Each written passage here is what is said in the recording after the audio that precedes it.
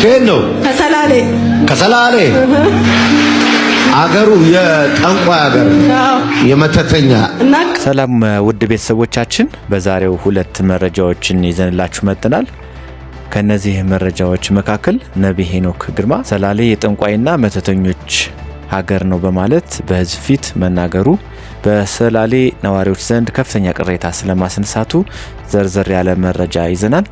ከዚህ ጋር በተገናኘ የሰሜን ሸዋ ኮሙኒኬሽን ቢሮ በበኩሉ መግለጫ አውጥቷል። የመግለጫውን ይዘትና ዝርዝር መረጃ አካተናል።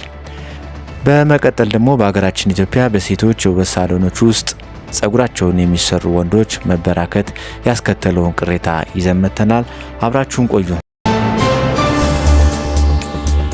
ወደ ቀዳሚው መረጃ ስናመራ በርካቶች ዘንድ መነጋገሪያ ከሆኑ ጉዳዮች መካከል ነብይ ሄኖክ ግርማ ሰላሌ የጠንቋይና መተተኞች ሀገር ነው በማለት በህዝብ ፊት መናገራቸውን በነዋሪዎች ዘንድ ከፍተኛ ቅሬታ አስነስቷል።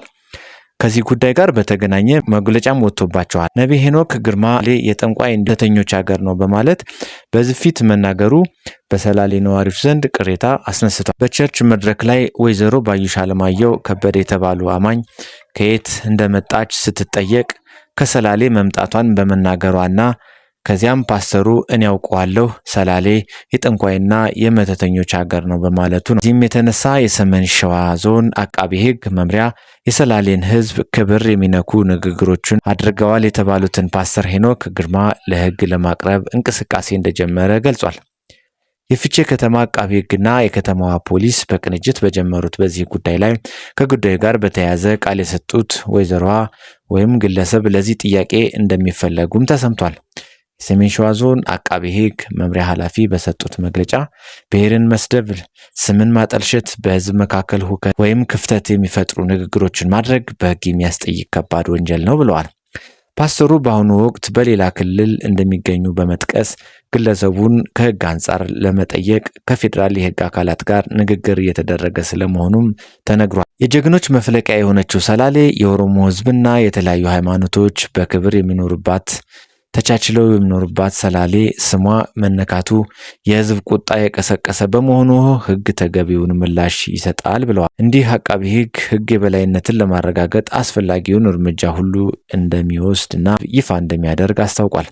ከዚሁ መረጃ ጋር በተገናኘ ጄፒኤስ የተባለው ቤተክርስቲያን መግለጫ ሰጥቶ አንዲት እህት ምስክርነት ቃል በቤተክርስቲያናችን የማህበራዊ ድረገጽ ላይ የተለቀቀ መሆኑን በመግለጽ በምስክርነቱ መሃል ስለ ፍቼ ሰላሌ ከተማ የተነገረውን ንግግር ተቆራርጦ በመለቀቁ ምክንያት ከአውድ ውጪ በመተርጎሙ በአንዳንድ ወገኖች ዘንድ ቅሬታ እንደፈጠረባቸው ለመገንዘብ ችለናል ይላል የቤተክርስቲያኑ መግለጫ። የጂፒኤስ ቤተክርስቲያን ሁሉንም ማህበረሰብ ክፍል እኩል የምታከብርና በእኩል ዓይን የምትመለከት ቤተክርስቲያን ናት። ብዙ ሰዎች ከተለያዩ የዓለማችን ክፍሎች እንዲሁ በአገራችን ካሉት ሁሉም ክልሎች እየመጡ ቤተክርስቲያናችን እንደሚካፈሉና በዛ የሚለቀቀውን ጸጋ የሚጠቀሙ መሆኑን ይታወቃል ይላል መግለጫው። ነገር ግን የዚህ አጭር ቪዲዮ መልእክት መላውን የፍቼ ሰላሌን ህዝብ የሚመለከት ሳይሆን እንደ ማንኛውም የአገሪቱ ክፍል ያለውን የክፉ መናፍስት ስራ መቃወምን መሰረት ያደረገ መሆኑን ማስገንዘብ እንፈልጋለን የሚል መግለጫ አውጥተዋል። ወደ ቀጣይ መረጃ ስናመራ ደግሞ በሀገራችን ኢትዮጵያ በሴቶች የውበት ሳሎኖች ውስጥ ጸጉራቸውን የሚሰሩ ወንዶች መበራከት ያስከተለውን ቅሬታ የያዘ መረጃ እናስከትላለን። ጉዳዩ አሳሳቢ ደረጃ ላይ መድረሱንም እየተነገረ ይገኛል። ከቅርብ ጊዜ ወዲህ በኢትዮጵያ ታላላቅ ከተሞች የሚገኙ የሴቶች ጸጉር ቤቶች ያልተለመደ ክስተት እያስተናገዱ ይገኛሉ። ቀደም ሲል የሴቶች ብቻ ተብለው የሚታሰቡት እነዚህ የውበት ሳሎኖች በቁጥራቸው ከፍተኛ የሆኑ የወንዶች የሴቶች ካስክ ውስጥ ተቀምጠው ይታያሉ። ቀደም ሲል የሴቶች ብቻ ተብለው የሚታሰቡት እነዚህ የውበት ሳሎኖች ቁጥራቸው ከፍተኛ የሆኑ ወንዶች በሴቶች ካስክ ውስጥ ተቀምጠው ይታያሉ። ብዙዎች እንደሚሉት ለዚህ ዋነኛው ምክንያት ሰሞኑን በወንዶች ዘንድ በከፍተኛ ሁኔታ እየተለመደ የመጣ ቁጥርጥር የተባለ የጸጉር ስታይል መሆኑ ተገልጿል።